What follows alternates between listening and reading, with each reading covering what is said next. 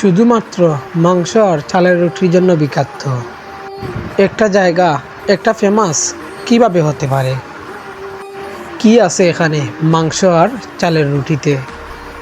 বলছিলাম সিলেট জেলার উসমানীনগরের নাজির বাজার এর গ্রাম বাংলা রেস্টুরেন্টের কথা এবং তাদের রুটি মাংসের স্বাদের রহস্য উদ্ঘাটন করতে আমরাও চলে গিয়েছিলাম বন্ধু ভাই সব মিলে নাজির বাজারের বিখ্যাত গ্রাম বাংলা রেস্টুরেন্টে। আসলে আর দেরি না করে দেখে আসি পুরো ভিডিওটাই। তখন আমরা বন্ধুরা মিলে সবাই রশিদপুর থেকে একটা গাড়ি ভাড়া নিয়ে চলে গেলাম নাজির বাজারের বিখ্যাত গ্রাম বাংলা রেস্টুরেন্টে।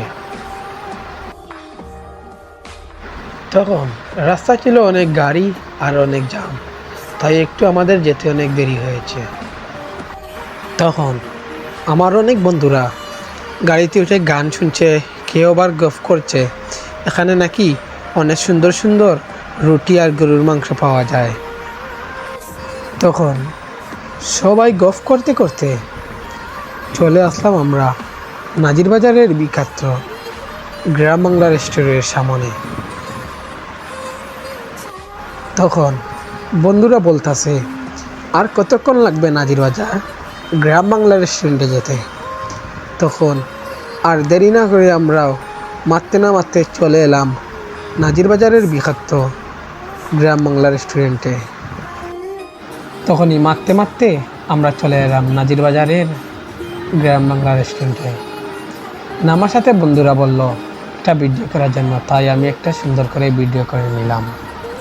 আর অনেক মজা লাগলো নাজির বাজারের বিখ্যাত গ্রাম বাংলা রেস্টুরেন্টে বন্ধুদের সাথে এসে আড্ডা দেওয়ার জন্য।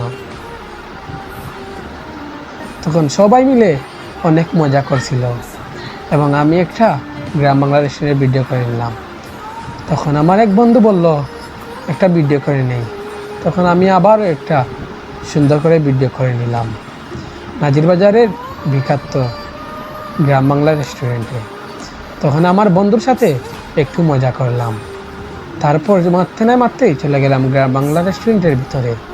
তখন বন্ধুরা লাগাইছে গিয়ে এখানে মায়ের কে কার আগে টিস্যু নেবে, এবং আমি আমার বন্ধু শাহিনকে নিয়ে অনেক সুন্দর গপ করতেছি এবং সবাই আমাদের দিকে তাকিয়ে রয়েছে। তারপর অনেক ওয়েট করতে করতে নাজির বাজারের বিখ্যাত গ্রাম বাংলা রেস্টুরেন্টে রুটি এবং গরুর মাংস চলে আসলো। তখন বন্ধুরা অর্ডার দেওয়ার পর অনেক সুন্দর সুন্দর রুটি এবং গরুর মাংস অনেক সুন্দর। তখন আর দেরি না করে আমার বন্ধু আলামিন সবার আগে খেতে বসলো। তারপর আমিও একটু মুখে দিয়ে চেষ্টা করলাম কেমন হয়। তখন দেখা গেল সে মাংস আর রুটি অনেক স্বাদ।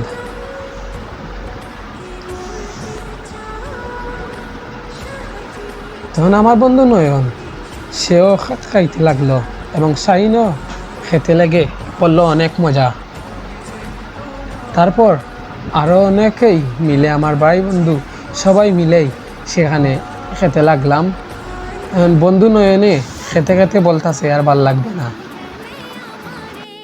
তারপর বন্ধুদের সাথে মারতে মারতে আমাদের খাওয়া শেষ হয়ে গেল। তারপর গ্রাম বাংলা রেস্টুরেন্ট থেকে আমরা সবাই মিলে বাইর হয়ে বাড়ি এসে একটু গল্প করলাম। সো গাইস, আশা করি আপনারা ভালো থাকবা আর আমার ব্লগ এইটুকু শেষ করলাম। আসসালামু আলাইকুম।